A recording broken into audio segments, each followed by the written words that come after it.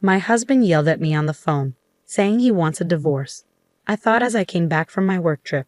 He's fed up with me, but I've had enough too. If I say sorry, maybe he'll change his mind. I understand, I said to him on the phone. But instead of going to my husband's parents' house where he was, I went somewhere else. My name is Sophie, and I'm 28 years old. I got married to David, who is 2 years older than me, 3 years ago.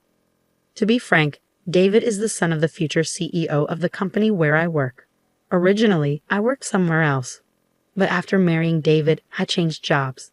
Now, I'm working hard in the same company as him, aiming to become the CEO's wife someday. David wasn't sure about me working there, but when the current CEO, who is his dad, ordered it, there wasn't much to discuss. My job keeps me really busy, and I often have to go on long business trips. We've been wanting to have a baby, but with our hectic schedules, it's been hard to relax enough for that. Lately, things between David and me haven't been great. We're both really busy, and we end up arguing about small stuff a lot. Just the other day, David got mad at me as I was getting ready to leave for work. "Hey Sophie, why didn't you wake me up when I asked you to?" "I did wake you up a few times, David, but you yelled at me to leave you alone and said you'd wake up by yourself, so I went ahead and made breakfast."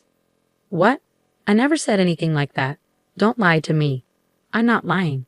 I tried to wake you up at least 20 times, and your alarm was blaring the whole time. You can't imagine what's going to happen if I'm late today. I'll get chewed out by my dad again. Why do I have to be the one who gets yelled at when it's his fault for not waking up?" At first, I put up with my husband's unfair scolding, but eventually, I started standing up for myself. This led to a big fight recently where he said, "I want a divorce." Thankfully, our in-laws stepped in and stopped things from getting worse. Still, I was getting really tired of him bringing up divorce every time we argued. One day, while I was getting ready for a business trip, my husband came up to me looking upset. "Hey Sophie, you're leaving for another trip, huh?" My husband always calls my business trips like they're not important. It's not just a trip, it's a business trip. "Why do I have to keep explaining this to you?" I replied, feeling frustrated. "Must be nice always going on trips and neglecting the housework. You're probably just going sightseeing after pushing all the house chores on me, right?" "Listen, that's enough. This is for your company, you know. Why can't you just accept that it's a business trip?" I can't imagine how it's like to be a rookie like you going on a business trip. Being so useful is pretty much just like a trip. What the hell is wrong with you? Can't you tell the difference between a trip and a business trip? Well, it's the truth, isn't it? You say I'm dumping the house chores on you, but you've never done anything around the house when I'm away on a business trip. When I'm not around, my husband only ever orders takeout, leaves the laundry piled up, and doesn't even take out the garbage. Despite doing nothing, his attitude gives me so much stress. Even the divorce drama last time was all because of his personality. Even though we both work and spend the same amount of time on our jobs, all the housework is left to me. On top of that, he acts all superior and domineering, which I couldn't stand. Trying to discuss it with him is pointless as he never admits to any fault on his part. Instead, he always turns it around and blames me. As I continued getting ready for my business trip in silence, my husband started yelling at me again. For goodness sake, the wife of the future CEO shouldn't be taking business trips so lightly. If you're not assertive like me, the other employees will walk all over you. That's exactly why I'm working hard. I need to learn the job and meet with different clients. And yes, being the CEO's son helps. But we also have to acknowledge the efforts of all the employees who work hard to keep the company running smoothly. What are you talking about? The company's success is because of the hard work of all the employees, not just because you're the CEO's son. You should work as hard as everyone else. At those words, my husband got really angry and shouted, "What do you mean, work harder?" The other day, I overheard some employees talking. They said you always pass off overtime and difficult tasks to others and complain a lot. What? Who said that? I'll fire them immediately. That's not the point. Can't you see that you're the one in the wrong here? Can't you see that you're just riding on your father's reputation? My husband's eyes widened with anger, and he grabbed my bangs roughly. "Don't get too ahead of yourself. Who do you think got you this job in the first place?" Ouch, let go. You're only able to work at this prestigious company because you're married to me, got it? Refuse the business trip. I won't allow you to neglect our home for some work trip. I've explained it many times, it's for my job. I can't just refuse. Shut up. Stop arguing back. You married me, so you should just listen quietly to what I say. Suddenly, his grip on my hair loosened, and I stumbled back onto the floor. If this argument keeps going, it might end up in another threat of divorce. I managed to push my husband out of the room and focused on getting ready for my business trip. When I come back, I'll have to deal with a week's worth of chores piled up by my husband. I bet the laundry will still be there, and the trash will be overflowing. Just thinking about it made me feel exhausted even before the trip. The next day, as planned, I headed off on my business trip. I focused on my work and didn't let personal issues get in the way. When I got back home after a week, I couldn't believe what I saw. I'm back. The house was sparkling clean, just like the day I left for my business trip. It was a pleasant surprise. Thank goodness. Maybe David finally understood how I felt. Perhaps he had a change of heart and decided to help with the housework. Just as I started feeling relieved that my husband was being more supportive, I saw divorce papers on the table. What's this? There was a note next to them saying, I'm going back to my parents' place. We're getting a divorce. Panicked, I quickly called my husband, and he picked up right away. Huh? Did you even read the divorce papers? His casual tone angered me, and I snapped back. Wait, are you seriously talking about divorcing me? Of course. You'd be in trouble if I did, wouldn't you? Don't talk about divorce so casually. Then my husband, sounding smug, said, if you're going to take it that seriously, and started laying out conditions. If you start taking care of the house and listen to me, I might think about canceling the divorce. But of course, no more trips. What? Like you, it wasn't just a trip. Huh? Are you talking back? If you are, then I'm divorcing you. You're such a nag. A nag? He calls me a nag when he can't even do a single thing around the house himself. If he's up for it, so am I. Fine. If you don't want to get divorced, then come and apologize. Do you understand? Holding back my urge to argue, I replied calmly, okay, I understand. You should have listened to me from the beginning. Now come quickly. With that, he hung up. Instead of going to my in-laws' house where he was, I headed to City Hall. I submitted the divorce papers and they were accepted without any trouble. I was officially single again. 3 hours later, while I was packing up at home, my ex-husband came back with his mother, probably fed up with waiting for me. As soon as they saw me, they started hurling insults. Hey, how long are you going to keep me waiting? That's right, you're a failure as a wife, yet you're out having fun. You should be taking care of David. Taking care of? How old is David? He's older than me, isn't he? I fired back, feeling frustrated. As I retorted, their brows furrowed in anger. Shut up, stop being stubborn, and apologize quickly. We're really going through with the divorce. If anyone will be in trouble if we get divorced, it's you, Sophie. You could have been the wife of the next company president, and you're okay with acting this way? And you. If you divorce me, you won't be able to live in this luxurious lifestyle.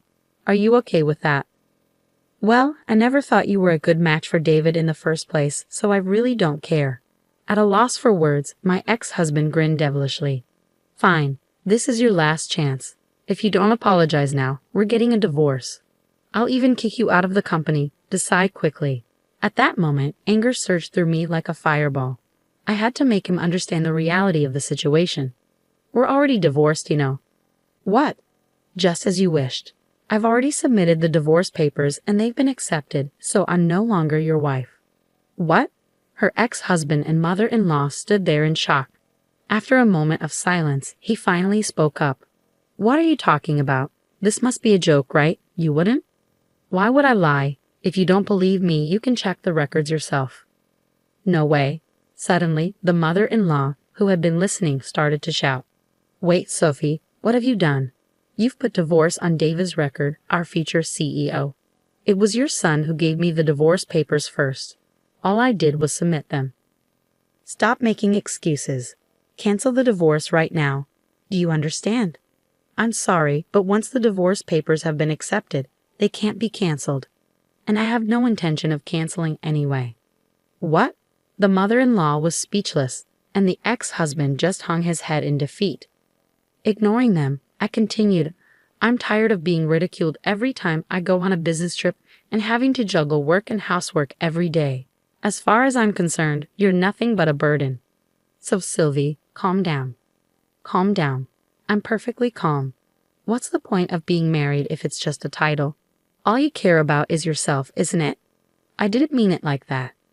Do you realize you're losing your status as the CEO's wife? Are you okay with that? I didn't join your company to become the CEO's wife. I don't know how much you've been spoiled, but I didn't marry you to take care of you. Are you really willing to give up this lifestyle? If you just wait a little longer, you could become the CEO's wife. I absolutely refuse to keep being your caretaker. I'm not your mother. Just go and live your life on your own. With an intensity like never before, my husband was completely teary-eyed. His mother-in-law took her turn, stuttering out her final provocation. What if you divorce David? You'll also lose your job. And what if I do? What? I've already informed your father that I'll be quitting the company. What?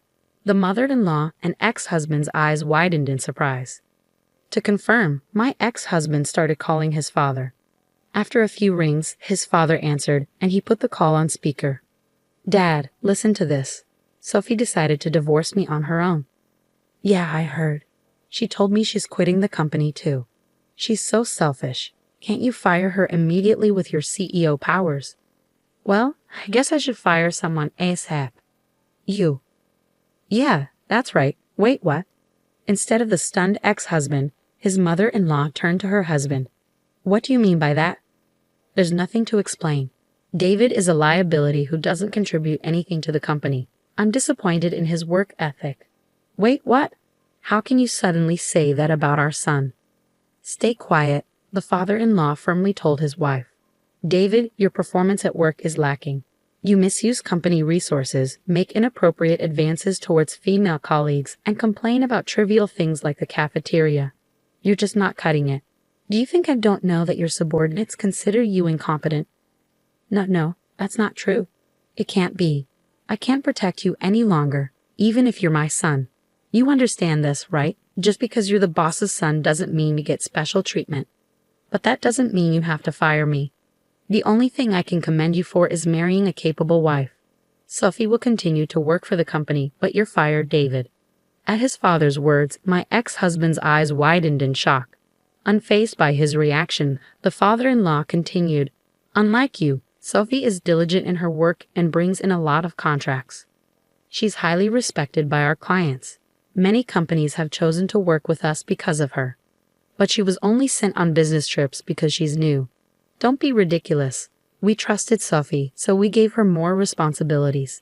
You made fun of her, calling it a vacation or something, didn't you? No, I didn't. Let me make it clear. There's no place for you here until you become independent. Never come back to this house, understood? No way. And so, my ex-husband was disowned by his father-in-law, lost his job, and couldn't even return to his parents' home. When his mother tried to defend him, his father blamed her for spoiling him and gave her a divorce notice too. They used up their savings to live in an apartment, but they struggled to find work, and their unemployment continued. I still received messages from my ex-husband. Sophie, I was wrong. I won't make fun of you anymore. I promise to take care of myself, so please come back. I can't take it anymore. Help me. He was so persistent that I finally blocked his number. I shouldn't have to deal with that mama's boy anymore. On the other hand, I'm still working hard under my father-in-law, who is now the CEO. I have my own team, and I'm enjoying fulfilling days. I'm grateful that my father-in-law is a supportive manager. From now on, I want to pursue my goals without being held back by meaningless